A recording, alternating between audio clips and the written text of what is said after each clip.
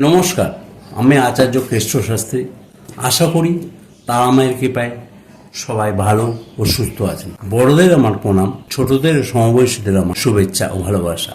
আজ আমি নবরাত্রির সম্বন্ধে কিছু কথা আলোচনা করব, আপনারা শুনতে থাকুন। এই নবরাত্রি শুরু হচ্ছে শনিবার 29/3/2025 বিকেল 4:49 পর্যন্ত অমাবস্যা থাকছে।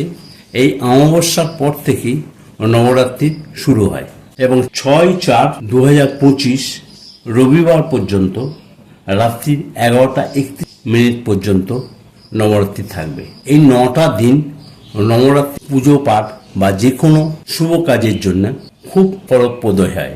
এই নবরাত্রির দিনে যে কাজই করুক না কেন সেই কাজ কিন্তু তার সম্পূর্ণ হয়। একটা মনস্কামনা নিয়ে করুন, ফল পাবেনি, ফল পেতে বাধ্য।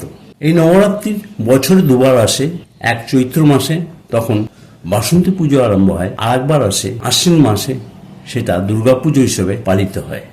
এই নবরাত্রির দিনে বেলপাতা এবং পুষ্প ধূপ দিয়ে পুজো করুন এবং সাধ্যমতো ফল ও মিষ্টান্ন রাখুন এবং ঘিয়ের প্রদীপ অবশ্যই জ্বালাবেন, সঙ্গে ধূপকাঠি। যে কোনো মনস্কামনা একটা করুন, ফল পাবেনি। একটা বেশি করলে কিন্তু ফল আসবে না। দুর্গা পুজো করার সময় সপ্তশ্লোকী দুর্গা, দুর্গা স্তব, দুর্গা স্তুতি এবং দেবী স্তুতি পাঠ করুন এবং ওর সঙ্গে শিবেরও পুজো করবেন, কেননা দুর্গা এবং শিবের পুজো করা উচিত।